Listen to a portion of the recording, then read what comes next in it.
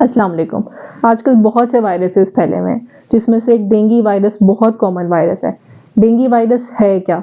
Dengue virus के symptoms क्या हो सकते हैं, प्रिकॉशंस क्या हैं, और जब आपको ये वायरस हो जाए तो उसमें आपने कौन सी डाइट लेनी है, एंड मोस्ट इम्पॉर्टेंटली जब आप हॉस्पिटल से डिस्चार्ज हो जाएं या जब आप इस रिकवरी स्टेज में आते हैं उस स्टेज में आपने कौन सी डाइट लेनी है।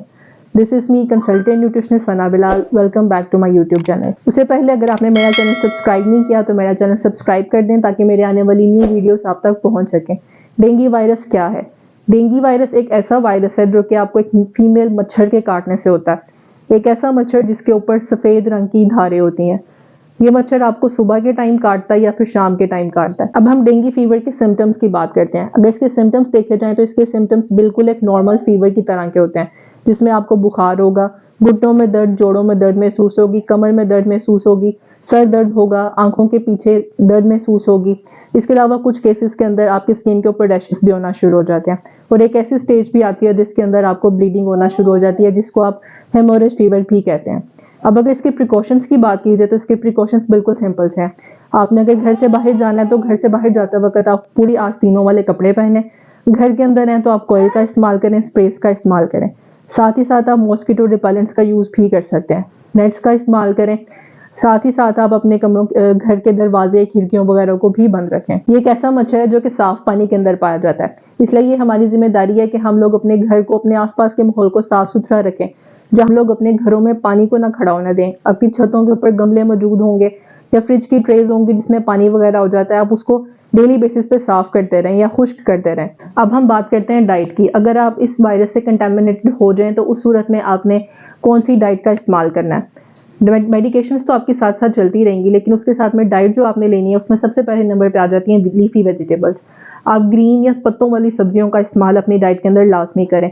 1 से 2 टाइम आपने अपने डाइट के अंदर सब्जियों का इस्तेमाल लाजमी करना है, जिसके अंदर पालक, मेथी और साग आ जाता है। आप ऐसी सब्जियों का इस्तेमाल करें, ये आयरन से भरपूर होती हैं। इसके अलावा इसमें फोलेट की क्वांटिटी काफ़ी अच्छी पाई जाती है। बहुत से वाइटामिन और मिनरल्स की क्वांटिटी इसमें पाई जाती है जो कि आपकी बॉडी के अंदर इम्यूनिटी को डेवलप करता है। दूसरे नंबर पे आ जाते हैं फ्रूट्स। अगर हम फ्रूट्स की बात करें तो फ्रूट्स के अंदर मोस्ट इंपॉर्टेंट फ्रूट्स जो आ जाते हैं वो है पपाया, एप्पल और पाइनएप्पल। ये 3 ऐसे फ्रूट्स हैं जो कि विटामिन सी से इनरिच होते हैं, आयरन से भरपूर होते हैं, जो कि आपके लिए बहुत ज़्यादा फायदेमंद होंगे, आपकी इम्यूनिटी को डेवलप करेंगे। फ्रूट्स में आप लोग कोशिश करें कि आप लोग रेनबो फ्रूट्स का इस्तेमाल करें। आप लोग ऑरेंज, येलो, ग्रीन, इस तरह से डिफरेंट कलर के फ्रूट्स का इस्तेमाल करें। फिर थर्ड नंबर पे आ जाते हैं फ्रूट्स के जूसेस। आपने फ्रेश फ्रूट्स या फ्रेश जूसेस का इस्तेमाल करना है, आपने डब्बों के जूस का इस्तेमाल नहीं करना। जूसेस जितने भी इस्तेमाल करें, कोशिश आपने यही करनी है कि आप लोग फ्रेश जूसेस यूज़ करें और मल्टीपल फ्रूट्स के जूस का इस्तेमाल करें। एक टाइम पे एक ही फ्रूट का इस्तेमाल कीजिएगा, क्योंकि आप डिफरेंट फ्रूट्स को जब एक टाइम पे कंज्यूम करेंगे तो वो आपके स्टमक के लिए हैवी हो जाएंगे, जिसकी वजह से आपको डायरिया या इस तरह के इश्यूज भी आ सकते हैं। इसलिए आप ऐसे जूसेस का इस्तेमाल करें जो कि आपके स्टमक के लिए लाइट हो।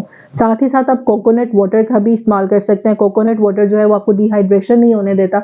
इसके अंदर बहुत से विटामिन और मिनरल्स पाए जाते हैं।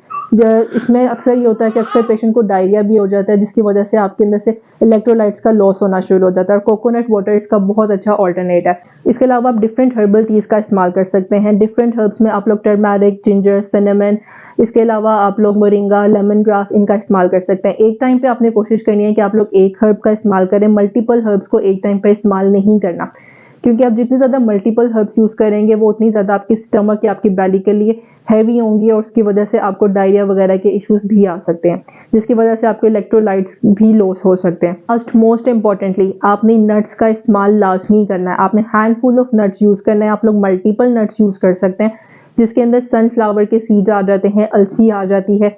इसके अलावा बादाम का इस्तेमाल कर सकते हैं, आप लोग कैश्यू नट्स यूज़ कर सकते हैं। कोई से भी मल्टीपल हर्ब्स का यूज़ करें, ये बहुत अच्छा कैल्शियम का सोर्स होगा, आयरन का सोर्स होगा, फाइबर का बहुत अच्छा सोर्स होगा, आपकी इम्यूनिटी को डेवलप करने में आपके लिए बहुत ज़्यादा मददगार साबित होगा। अब हम कुछ ऐसी चीज़ों की बात करते हैं जिसका इस्तेमाल आपने अपनी डाइट के अंदर नहीं करना जब आप डेंगू वायरस से कंटेमिनेटेड होंगे, जिसके अंदर आ जाते हैं processed food, oily food, junk food, और साथ ही साथ ऐसे फूड जो कैफिनेटेड रिच होते हैं, जैसे कि चाय, कॉफ़ी वगैरह। अब हम बात करते हैं ऐसे पेशेंट्स की जो लोग रिकवरी स्टेट में चले जाते हैं, उनके लिए कौन सी डाइट की रिकमेंडेशन होती है।